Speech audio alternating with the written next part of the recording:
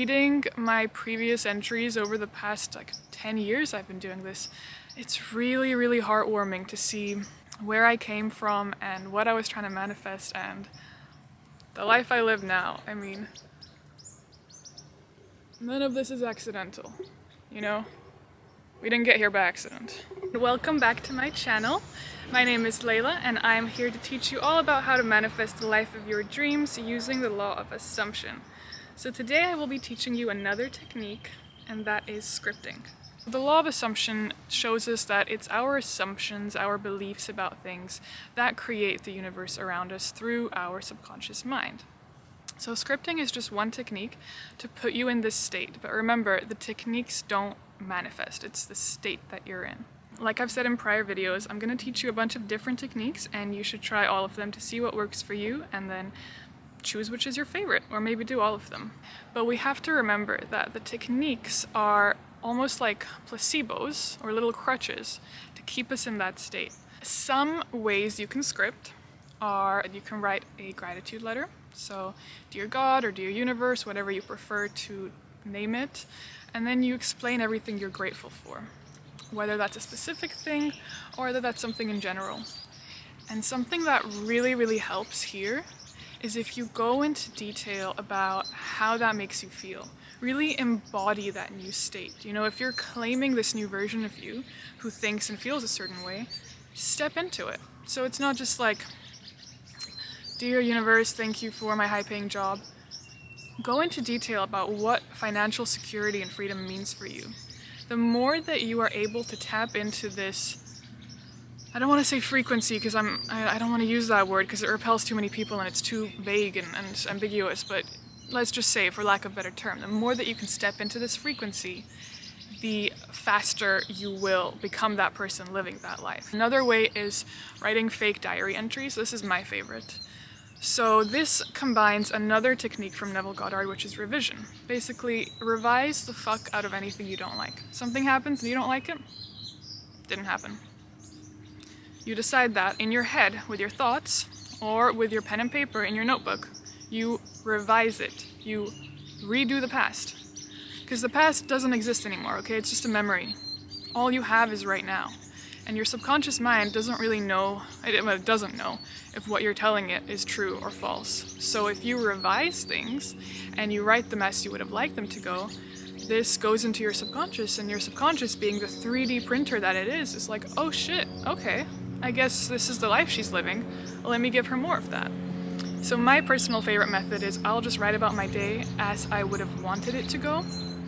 Now you can aim as far into the future as you want. You know, you can aim 10 years in the future and describe what kind of life you're living then, or 3 months in the future, or just small tweaks to your day, but still very close to this point in time. So that's your choice. Personally, I like to focus on goals that I know I can achieve within the next few months, even the next few weeks, and then I write about them as if I'm already experiencing them now. Another way you can use this, which is really good with specific people, so romantic partners, or even not romantic, just any specific people, is you can script communication from them. So you can write yourself a letter from them. You can write them a letter in your head, in your notebook. You can script text message exchanges. This is really fantastic because this is where you start to get a little spooked out, when the exact words that you have written, that you've given someone else to use in your notebook, start coming out of their own mouth. It's insane. I've done this for forgiveness. You know, when I felt wronged by someone and I wanted them to apologize, I would make them apologize to me in my notebook, and then I would forgive them. And it's that act of me forgiving, even though they're not actually apologizing to me, that shifts me into the reality where they have apologized and they are apologetic and they are forgiven, and then their actions align and they do actually apologize. I'd say use a little bit of diplomacy with this, because you can make people... This is where, you know, things get a little fuzzy because the law of assumption teaches that the only person with free will in your reality is you, because everyone is simply a reflection of you. So it's not manipulation, because you are influencing people's actions towards you 24/7 based on your assumptions of them. So you're just taking control of those assumptions. You're not manipulating them any more or any less than you are all the time, unknowingly. So I'd say, have some grace. Don't make people crawl back to you. But yeah, be kind to people. Another way that you can use this, writing about your goals as if you have accomplished them and sort of enumerating that. So you can explain how things went. That's another technique from Neville, is the I remember when technique. So I remember when I was struggling with money and now I have millions. Isn't it wonderful?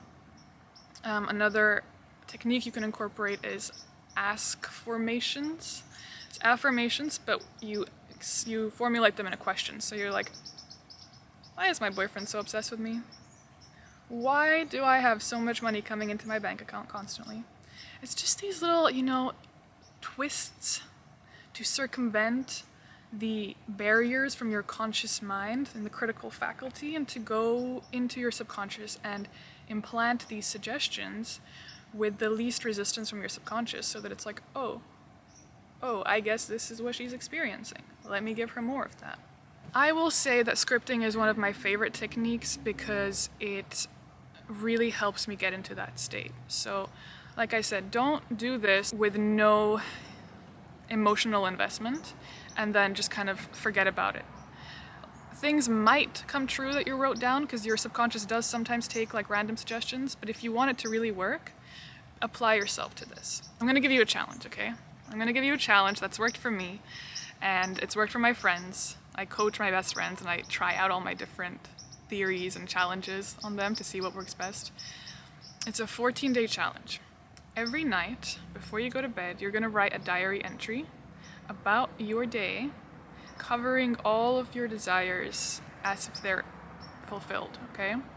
So don't go too far into the future, like, oh, I just bought my 5th house, and because the 3D has to catch up and there can be a little lag while it catches up. So we want to go maybe just a month or 2 or 3 in the future, something that can actually start to unravel and come to fruition in front of your eyes within these 14 days. And you're going to write a diary entry just about your ideal life and cover everything, cover money, cover career, cover romance, cover mental health, well-being, spirituality, anything that you want. And really go into how this makes you feel, Gratitude is the best state to be in, because we're focusing on what we do have. And when we focus on what we have multiplies. What was it, Matthew 5?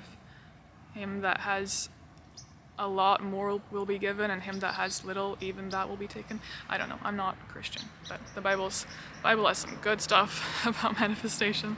That's Neville Goddard's whole philosophy is that the Bible is not a historical depiction of real life events, but it's a metaphorical, allegorical explanation of how the conscious and subconscious minds create reality. So I would highly suggest looking into his work. It's really fascinating. I'm going to show you the only angle that you will ever see of this, okay? And that's the front cover, and no one will ever see inside of these pages. This is my personal little scripting notebook. I just wrote this because it was cute. I have one specifically for scripting because, I'm a little crazy and I get a little carried away, and I was using up too many pages in my normal notebooks that I needed for other things.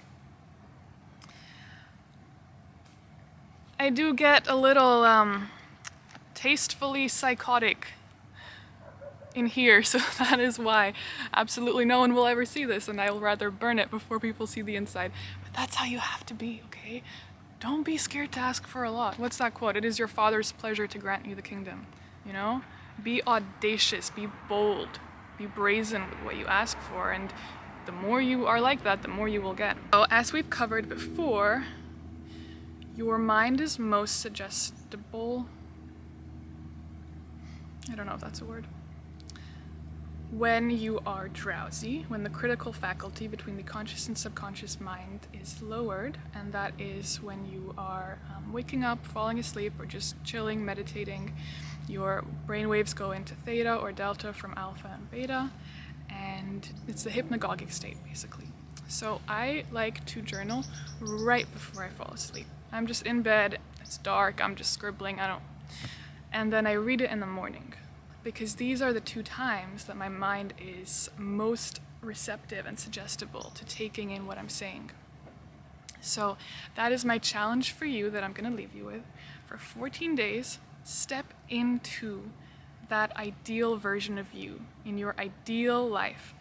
Dare to. Have you fully and thoroughly pictured what that ideal life looks like? What you do from the morning to the night? You know, if it's a specific person you're after, explain exactly what kind of date you went on and go on a different date with them every single one of these 14 days.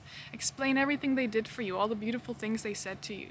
If it's with money, you know, maybe you aren't making the exact same amount of money every day. Maybe it differs by like a few dollars, but it's around that desired amount. Write that. Write exactly how much money you made every day. Write what you did in your free time. Write that you got a car wash for your brand new car and that they forgot something. You know, go into detail and play this role very, very well. And in the morning, read what you wrote the night before and just commit to your mental diet for 14 days. Just play this character. You're already playing one character. Why not play one that you prefer? And when opposing thoughts come up, just for these 14 days, okay, challenge yourself. Disregard them. Swat them away. I'll deal with you later, after the 14 days. But for these days, I'm playing this role. And to the extent that you commit to it and that you persist in thinking these new thoughts and believing that this is who you are, it will be reflected back to you and you will have really fantastic and magical results. I guarantee you. Have fun. Good luck.